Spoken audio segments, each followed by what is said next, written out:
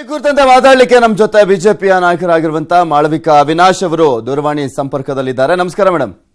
ನಮಸ್ಕಾರ. ಈಗ ಬಿಜೆಪಿಯ ಪ್ರೇರಿತವಾಗಿ ರಾಜಕೀಯ ಪ್ರೇರಿತವಾಗಿ ಐಟಿ ದಾಳಿ ನಡೆದಿದೆ ಅಂತ ಜೆಡಿಎಸ್ ನ ನಾಯಕರು ಕಾಂಗ್ರೆಸ್ ನಾಯಕರೆಲ್ಲ ಆರೋಪ ಮಾಡ್ತಿದ್ದಾರೆ, ಏನ್ ಹೇಳ್ತೀರಾ?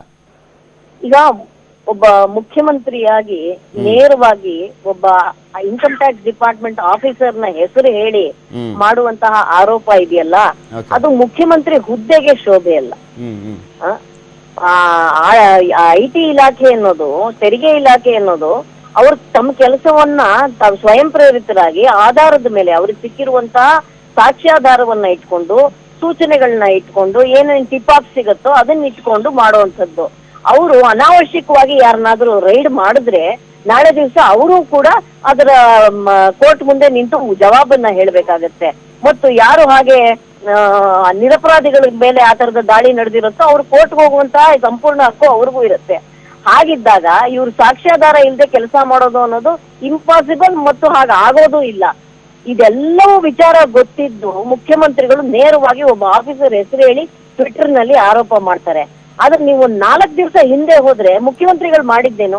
ಯಾರಾದ್ರೂ ಕಲಾವಿದ್ರು ಇಲ್ಲಿ ಬಂದು ಸುಮಲತಾ ಅವರ ಪರ ಪ್ರಚಾರ ಮಾಡಿದ್ರೆ ನಾನು ಐಟಿ ಇಲಾಖೆಯಿಂದ ದಾಳಿ ಮಾಡಿಸ್ತೀನಿ ಅಂತ ಹೇಳಿದ್ರು.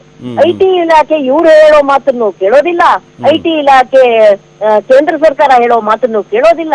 ಅವರು they are all constitutional bodies. ಅವರು ತಮ್ಮ ಸಾಕ್ಷ್ಯಾಧಾರದ ಮೇರೆಗೆನೆ ಅವ್ರು ಕೆಲಸ ಮಾಡೋದು. ಹಾಗಾಗಿ ಇದು ಸಂಪೂರ್ಣ ಇದು ಬಹಳ ಈ ಒಟ್ಟು ರಾಜಕೀಯ ಒಂದು ಸಂಭಾಷಣೆ ಏನಿದೆ ಅದರ ಸ್ತರವನ್ನ ಇಳಿಸುವ ಕೆಲಸವನ್ನ ಮುಖ್ಯಮಂತ್ರಿಗಳು ಮಾಡ್ತಾ ಇದ್ದಾರೆ. ಮತ್ತು ಅವರಿಗೆ ಇವತ್ತು ಮುಖ್ಯಮಂತ್ರಿ ಅನ್ನೋದನ್ನೇ ಮರೆತು ಹೋಗಿ ಪುತ್ರ ವ್ಯಾಮೋಹ ಅಷ್ಟೊಂದು ಅವ್ರನ್ನ ಆವರಿಸ್ಕೊಂಡ್ಬಿಟ್ಟಿದೆ. ಅಲ್ಲ, ಮತ್ತೊಂದ್ ಕಡೆ ಇಲ್ಲಿ ಪ್ರಶ್ನೆ ಎದ್ದೇಳೋದು, ಹೇಗ್ ಗೊತ್ತಾಯ್ತು ಐಟಿ ಇಲಾಖೆಯ ದಾಳಿ ಕುಮಾರಸ್ವಾಮಿ ಅವರಿಗೆ ಅಂತ. ಮತ್ತೊಂದ್ ಕಡೆ ಪಶ್ಚಿಮ ಬಂಗಾಳದಲ್ಲಿ ಯಾವ ರೀತಿಯಾಗಿ ಮಮತಾ ಬ್ಯಾನರ್ಜಿ ಅವರು ಪ್ರತಿಭಟನೆ ಮಾಡಿದ್ರು, ಅದೇ ರೀತಿಯಾಗಿ ನಾನು ಬೀದಿಗಿಳಿತೀನಿ, ಈ ರೀತಿಯಾಗಿ ಮಾಡ್ತಾ ಇದ್ರೆ ನಮ್ಮ ಮೇಲೆ ದಬ್ಬಾಳಿಕೆಯನ್ನ ಮಾಡೋದಕ್ಕೆ ಬಂದ್ರೆ ಅಂತ ಹೇಳ್ತಾ ಇದ್ರು.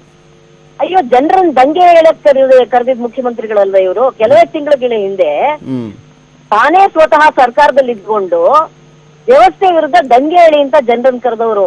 These are all reckless comments ರೀ, ದೀಸ್ ಆರ್ ರೆಕ್ಲೆಸ್ ಕಾಮೆಂಟ್ಸ್. ನಾನು ಅದಕ್ಕೆ ಹೇಳಿದೆ, ಮುಖ್ಯಮಂತ್ರಿಯಾಗಿ ಅತ್ಯಂತ ಜವಾಬ್ದಾರಿಯುತವಾಗಿ ಅವ್ರು ಮಾತನಾಡ್ಬೇಕಾಗತ್ತೆ. ಅವರೇನು ಜನಸಾಮಾನ್ಯರಲ್ವಲ್ಲ, ಅವರು ಕೂಡ ಒಬ್ಬ ರಾಜಕೀಯ ನಾಯಕರು, ಒಬ್ಬ ಜನಪ್ರತಿನಿಧಿ, ಒಬ್ಬ ಮಂತ್ರಿಯಾಗಿ ಕೆಲಸ ಮಾಡೋರು. ಅವರು ಕೂಡ ಅತ್ಯಂತ ಬೇಜವಾಬ್ದಾರಿಯಾಗಿ ರೆಕ್ಲೆಸ್ ಆಗಿ ಕಾಮೆಂಟ್ ಗಳನ್ನ ಈ ರೀತಿ ತೆರಿಗೆ ಇಲಾಖೆ ಮೇಲೆ ಮಾಡುವಂತದ್ದು ಶೋಭೆ ಅಲ್ಲ.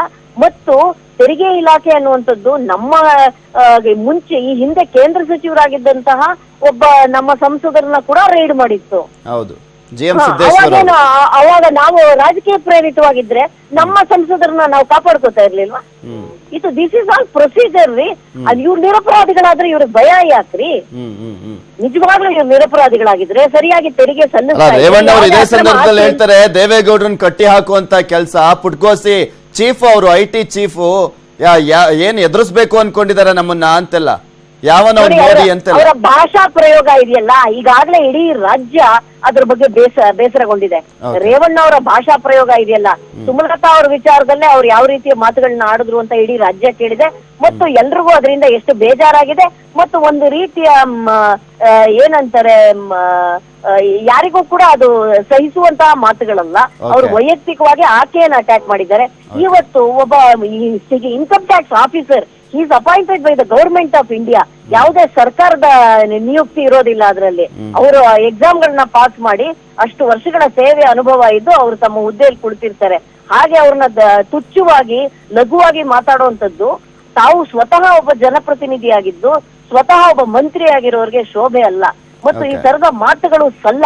ಒಟ್ಟು ರಾಜಕೀಯ ಸಂಭಾಷಣೆಯಲ್ಲಿ ಈಗ ನಾವು ಇನ್ಕಮ್ ಟ್ಯಾಕ್ಸ್ ತೆರಿಗೆ ಇಲಾಖೆ ಆಫೀಸರ್ಗಳನ್ನು ಎಳೆದಾಡುವಂತದ್ದು ನಿಜವಾಗ್ಲೂ ಬಹಳ ಬಹಳ ಬಹಳ ದುರದೃಷ್ಟಕರ. Okay, thank you so much Malavika ಅವರೇ. ನ್ಯೂಸ್ 18 ಕನ್ನಡದ